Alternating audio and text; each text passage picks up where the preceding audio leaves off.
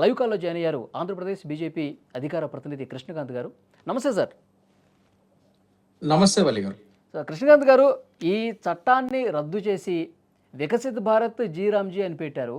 అసలు మహాత్మా గాంధీ పట్ల ఈ భారతీయ జనతా పార్టీకి అసలు ఎక్కడ చిత్తశుద్ధి ఉంది? ఎక్కడ ప్రేమ ఉంది? ఆ మహానుభావుడి పేరు తీయడానికి వీళ్ళకి చేతులు ఎట్లా వచ్చాయని చెప్పి విపక్షాలన్నీ కూడా మీ మీద విమర్శ చేస్తా ఉన్నాయి.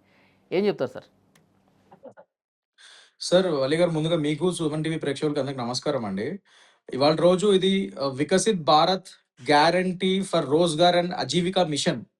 అంటే ఇది వీబీజీ, రామ్‌జీ అని చెప్పి ఎంజీ రేగాని మనము ఇట్లా ఎంజీ మన్రేగా అని చెప్పి పిలిచేవాళ్ళము రకరకాల పేర్లతో. ఎంజీ రేగాని మార్చేసి ఈ విధంగా మనము వీబీజీ, రామ్‌జీ అని చెప్పి పెట్టాము. ఒక విధంగా ఇది ఎందుకలా పెట్టాల్సొచ్చిందంటే సార్, ఇది మహాత్మా గాంధీ గారు మన ఫాదర్ ఆఫ్ ది నేషన్. అదెవ్వరు కాదనలేరు. సో, ఆయన పేరు తీసినంత మాత్రాన ఇది ఏదో ఆయనకి రెస్పెక్ట్ ఇవ్వట్లేదు, మనం ఏదో డిస్‌రెస్పెక్ట్ చేస్తున్నట్టు కాదక్కడ.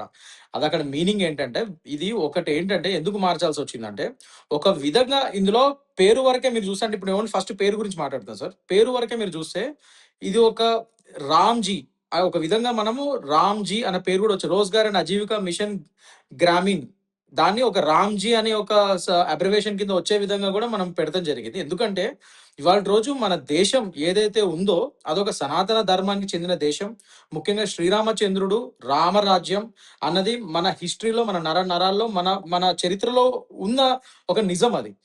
హిందూయిజము, హిందుత్వము అనేది మన భారతదేశం యొక్క ధర్మం అది. సో, ధర్మానికి ఇవాళ రోజు రామరాజ్యము, రాముడు అనే ఆ దేవుడు ఎంత పెద్ద సింబాలిక్‌గా ఎంత పెద్ద దేవుడో మనందరికి తెలుసు. హిందూయిజానికి మన అయోధ్య రామ మందిర్ కూడా ఇవాళ రోజు మనం అది కడతం వల్ల ఒక రామరాజ్యాన్ని స్థాపిస్తున్నట్టుగానే ఇవాళ రోజు అదొక ప్రతీక అనమాట. 2005లో ఇదొచ్చింది. ఈ పథకం చాలా మంచిదే. కానీ, కానీ అది అది ఎందుకు పెట్టారు? యాక్చువల్లీ పెట్టిందది ఈ రైతు కూలీలకి, ఎవరైతే సీజన్ నాన్ సీజన్ అప్పుడు ఖాళీగా ఉంటారో వాళ్ళకొక ఉపాధి కల్పిద్దాము. అట్ ద సేమ్ టైమ్ ఆ ఒక్క ఉపాధి ద్వారా వాళ్ళతో ఈ ప్రాజెక్ట్స్, గవర్నమెంట్ ప్రాజెక్ట్స్ ఇవన్నీ చేపించుకొని ఇన్‌ఫ్రాస్ట్రక్చర్ కూడా సైమల్టేనియస్‌గా పెరుగుతది. సో, దీనివల్ల రైతు కూలీలకి ఒక ఉపాధి దొరుకుతుంది. అండ్ మన ఇన్‌ఫ్రాస్ట్రక్చర్ కూడా పెరుగుతది సైమల్టేనియస్‌గా. అన్ని విధాలుగా ఇది స్వామి కార్యం, స్వకార్యం 2 నెరవేర్చినట్టు ఉంటది అన్న మంచి సదుద్దేశంతో 2005లో అప్పుడు గవర్నమెంట్ తీసుకొచ్చింది. తీసుకొచ్చిన ఉద్దేశ్యం మంచిదే. కానీ కాలక్రమేణా దాంట్లో జరిగినంత అవినీతి ఎందులో జరగలేదు.